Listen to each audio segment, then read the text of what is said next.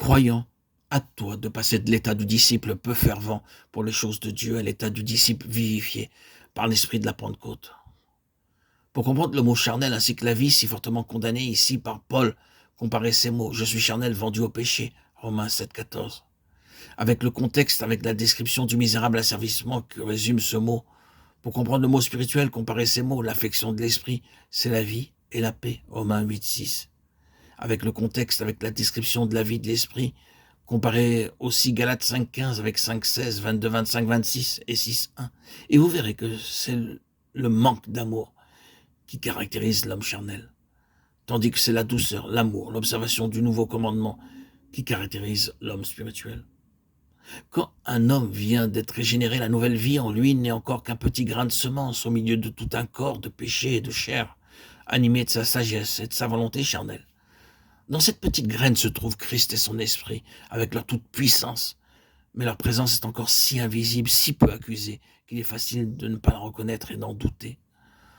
La foi, c'est néanmoins quelle puissance contient cette petite graine, quelle force irrésistible pour vaincre le monde, pour soumettre toute chair et toute vie.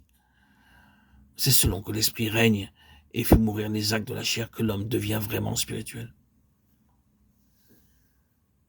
Il est très important que tout pasteur, que toute personne qui explique la parole de Dieu sache bien qu'il faut vivre soi-même d'une vie spirituelle pour avoir une perception juste et vraie de cette parole divine. Demandons à Dieu de faire de tous les pasteurs, docteurs de l'Église, des hommes spirituels. Ce n'est ni la valeur de la prédication en elle-même, ni le caractère sérieux de celui qui prêche et qui enseigne, qui assure un résultat béni. Mais c'est la puissance de l'esprit faisant du prédicateur un homme vraiment spirituel dans ses pensées, ses paroles et sa vie. C'est un premier pas d'avoir reçu le Saint-Esprit, mais c'est encore tout autre chose d'être devenu la possession du Saint-Esprit. Personne ne peut être régénéré sans recevoir le Saint-Esprit, mais que c'est différent. Encore quand il remplit tout notre être et qu'il fait de nous ce qu'il veut, sans obstacle de notre part. Oh mon Dieu de bonté, daigne nous faire profiter de ce que nous enseigne cette portion de ta parole. Veuille nous remplir de crainte et de tremblement à la pensée que malgré la connaissance que nous avons de la vérité à l'égard de Christ et de l'Esprit, nous pourrions être charnels quant à notre conduite, ne marchant pas selon l'amour et la sainteté de ton Esprit divin. Puissions-nous comprendre que la science enfle si elle n'est pas sous le contrôle de la charité qui édifie. 1 Corinthiens 8, 1. Apprends-nous, Seigneur, mon Dieu et mon roi, à écouter l'appel que tu adresses à tous tes enfants, les invitant à être spirituels. Tu veux qu'à l'instar de ton Fils bien-aimé, leur vie de chaque jour prouve, jusque dans les moindres détails, quel est le fruit de la présence de l'Esprit. Puissons-nous répondre tous à cet appel de ton amour, qui nous veut conforme à ton image en Jésus-Christ.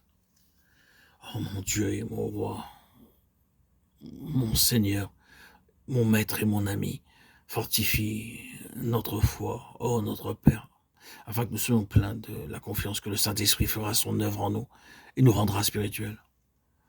Nous voulons rompre avec le moi et avec le doute. Nous nous abandonnons à Jésus pour qu'il règne en nous et qu'il se révèle à nous par l'Esprit.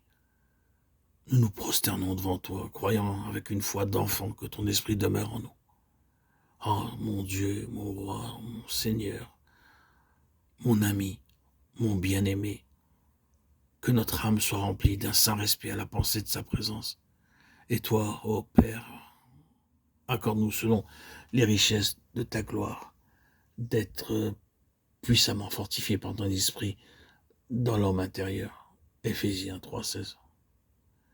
Alors, frères et sœurs en Christ bien-aimés, chers amis, auditeurs, auditrices, nous serons ainsi véritablement spirituels. Amen. Alléluia.